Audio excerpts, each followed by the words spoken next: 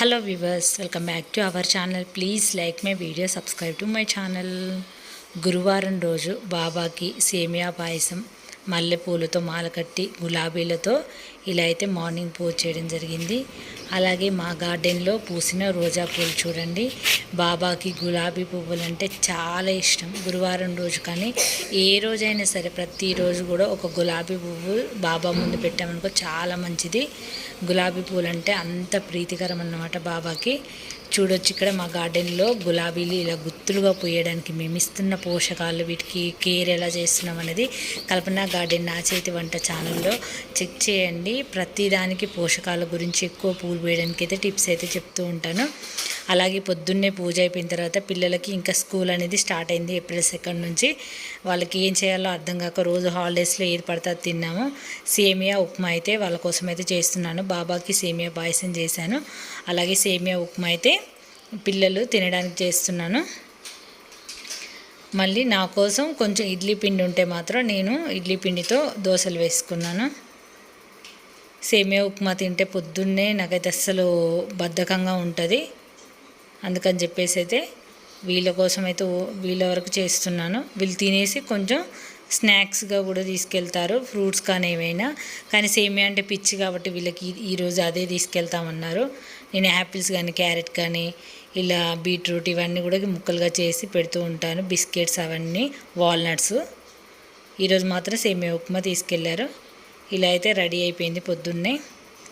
School లేనన్ని రోజులైతే అసలు time ఏది తెలియలేదు. లేటుగా పడుకోవడం, లేటుగా లేవడం అలా జరిగింది. ఇంక ఇప్పుడు మాత్రం మళ్ళీ రొటీన్ లైఫ్ అన్నమాట. పొద్దున్నే లేచి ఇలా అయితే చేశాను. తర్వాత కొన్ని పనులు మధ్యలో వీళ్ళు వెళ్ళిపోయిన తర్వాత ఈరోజైతే చాలా పనులు అయితే చేశాను. ఇంకా సోఫా కవర్లు అవన్నీ వేసేసి బెడ్షీట్లు అన్నీ ఒకే రోజు వేసాను. అవి వేసేసి వాషింగ్ మిషన్లో వేసేసి వచ్చి తర్వాత టిఫిన్ తినేసి ఫస్ట్ అయితే బెడ్షీట్లు ఆరేసాను. ఇక చూడండి ఈరోజే వర్షం తగులుకుంది ఘోరంగా, మబ్బులు. బెడ్షీట్లు అన్నీ వేసాను. తర్వాత సోఫావి వాషింగ్ మిషన్లో వేసాను, అయిపోయింది. బెడ్షీట్ తర్వాత ఇంక ఈ సమ్మరే కదా ఏముంది, మార్నింగ్ 11కి అవి వేసాను. తర్వాత ఈవినింగ్ వరకు మళ్ళీ ఇవి వేయచ్చులే అనుకున్నాను. కాకపోతే వర్షం అయితే పడుతుంది. ఈరోజు ఒకవైపు వర్షం, అన్ని పనులు ఈరోజే. ఇక్కడ చూడండి ఈ గుమ్మానికి ఇవన్నీ కూడా వాష్ చేసి వేసాను. ఇంకా ఇప్పుడు గాలి దుమ్ము అదంతా వచ్చింది. స్టెప్స్ కడిగేసి మళ్ళీ ఈవినింగ్ పూజ అనేది స్టార్ట్ చేయాలి. ఇప్పుడైతే స్టెప్స్ ఇవన్నీ అసలు చాలా దుమ్ము పట్టింది. ఇవి నిన్ననే మొత్తం వాష్ చేశాను. అలాగే ఆఫ్టర్నూన్ లంచ్లోకి అయితే ఇంకా పిల్లలు వీళ్ళు వంకాయ చేద్దామని వంకాయ కోసుకొచ్చాను గార్డెన్లో.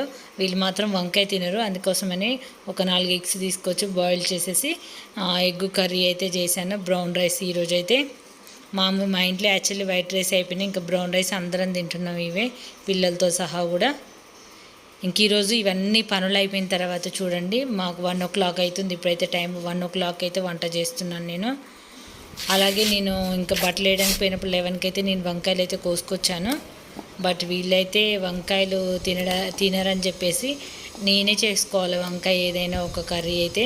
నాకు చాలా ఇష్టం వంకాయ ఫ్రై కానీ వంకాయ ఆలు కానీ ఏదైనా ఒకటి చేస్తాను.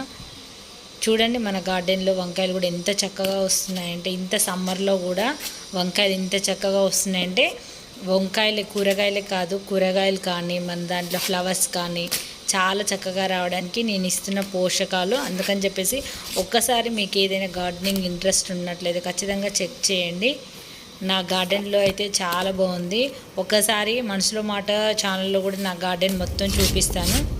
చూసారు కదా బ్యాక్గ్రౌండ్లో ఎట్లా ఉరుముతుందో, చాలా ఉరుములు మెరుపులు ఇవన్నీ చాలా ఎక్కువ వస్తున్నాయి. ఫుల్ వర్షం పడేలా ఉంది. ఆల్రెడీ గాలి దుమ్ము వచ్చేసి అంత ఆగమాగం చేసింది. మళ్ళీ ఇప్పుడైతే వర్షం పడేలా ఉంది.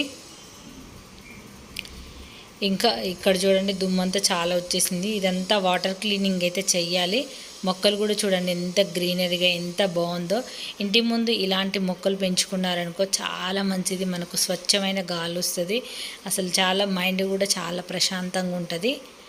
అలాగే ఇక్కడ చూడొచ్చు ఇంక ఈవినింగ్ స్నాక్స్గా మాత్రం ఇవి పచ్చి శనక్కాయ అన్నమాట. ఇది ఇంటి దగ్గర నుంచి వచ్చింది పచ్చి శనక్కాయ. ఇది మొత్తం మట్టితో కూడింది. ఇది బాగా కడిగేసి ఇంకా వాష్ చేసి ఉడకపెట్టాలన్నమాట. బాయిల్ చేసుకొని సాల్ట్ వేసుకొని బాయిల్ చేసామనుకో చాలా బాగుంటుంది. ఇంక ఇది చేస్తున్నాను ఆల్రెడీ. అది చాలా అవర్స్ అయితే నానబెట్టి దాంట్లో ఉన్న మట్టి అంతా పోయిన తర్వాత ఇట్లయితే బాయిల్ చేసుకొని తింటే చాలా బాగుంటుంది. ఇప్పుడు మార్కెట్లో కూడా చాలా బాగా వస్తుంది, కానీ ఇంటి దగ్గర నుంచి వచ్చినంత టేస్ట్ అయితే ఉండదు మార్కెట్లోది. ఇది కొంచెం దేశీ పల్లి శనగకాయ అనమాట, చాలా బాగుంటుంది. ఇక్కడ వచ్చేవన్నీ కూడా హైబ్రిడ్, అవి సీడ్స్ లావుగా ఉండేసి టేస్ట్ అయితే అంత బాగోదు. ఇంక ఈవినింగ్ ఒకవైపు వర్షం పడుతుంటే ఒకవైపు ఇంక ఇలా అయితే ఇవి బాయిల్ చేస్తున్నాను.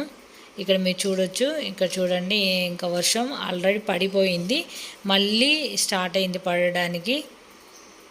చూసారు కదా ఇక్కడ వాతావరణం అయితే. ఈరోజే నేను ఇన్ని పనులు పెట్టుకున్నానంటే ఇలా వర్షం పడుతుందని అస్సలు అనుకోలేదు.